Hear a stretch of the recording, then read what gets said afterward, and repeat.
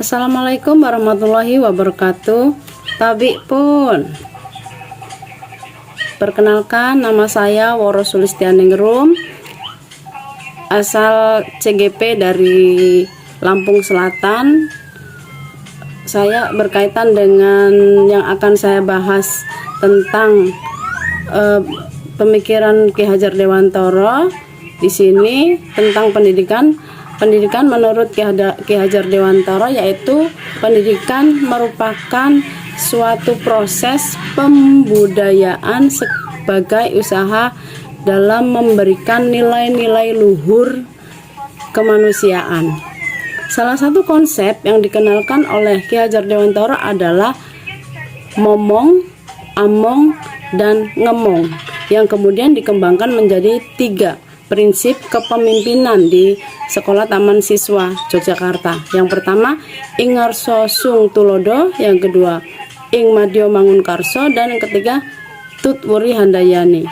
Ing ngarsa sung tulodo artinya di depan seseorang memberikan teladan atau contoh. Teladan di sini memberi kunci kesuksesan dalam pembelajaran.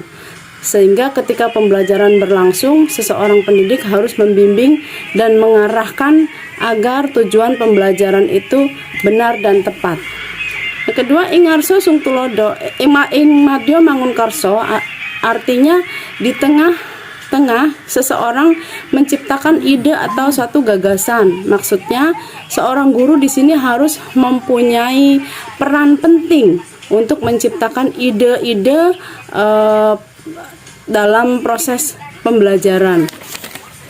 Terus artinya guru dapat memfasilitasi beragam metode strategi agar tujuan pembelajaran berhasil dicapai. Selain itu juga kemampuan atau potensi yang dimiliki oleh siswa dapat berkembang dengan baik.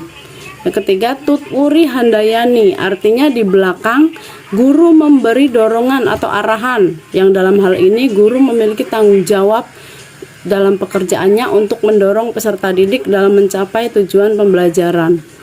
Yang kedua, proses pembelajaran yang mencerminkan pemikiran dari Ki Hajar Dewantara itu yang pernah dilakukan di sekolah kami. Kebetulan saya dalam hal ini pembina PIK, yaitu Pusat Informasi Konseling. Ketika itu saya mencoba mengarahkan anak-anak didik saya, peserta didik saya untuk melakukan bakti sosial di mana di lingkungan, kebetulan sekolah kami dekat dengan laut, kemudian kami arahkan ke laut dan kita sama-sama melakukan bakti sosial dengan cara membuang sampah yang ada di laut, kemudian kita buang ke tempat sampah yang seharusnya. Itu yang pertama, dan banyak hal lain yang kami lakukan selain itu, tentu tidak cukup jika disampaikan di sini. Yang ketiga yang saya lakukan agar proses pembelajaran mencerminkan pemikiran dari Ki Hajar Dewantara terwujud.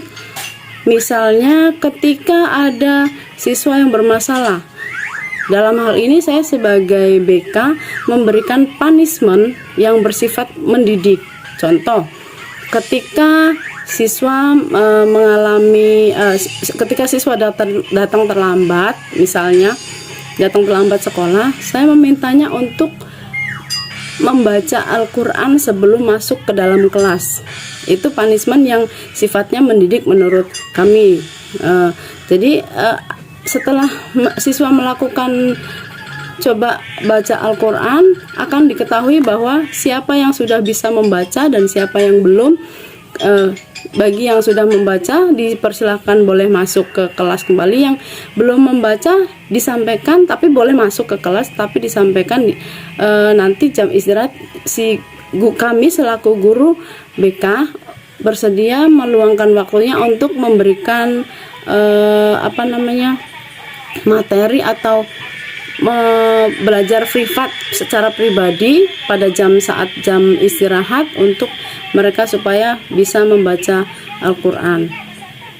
Kalau misalnya yang sudah boleh masuk duluan, tapi kalau yang belum masuk juga boleh, tetapi diberi pesan sebelum masuk nanti setelah istirahat, pas jam istirahat datang lagi ke kami untuk belajar mengaji bersama-sama. Jadi dalam hal ini guru BK juga sekaligus membantu guru agama Islam.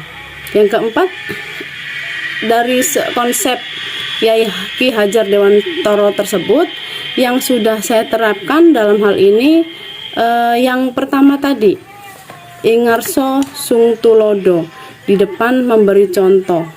Misalnya kami di sekolah itu ada jam mau masuk, sebelum masuk di jam istirahat pertama itu ada sholat duha bersama. Jadi di situ kami menerapkan, guru-guru di SMP 1 Kalianda menerapkan untuk wajib sholat duha bersama. Mungkin sekedar sekilas dari pemaparan kami dari SMP 1 Kalianda. Semoga bermanfaat. Terima kasih atas perhatian. Mohon maaf atas kekurangan. Assalamualaikum warahmatullahi wabarakatuh.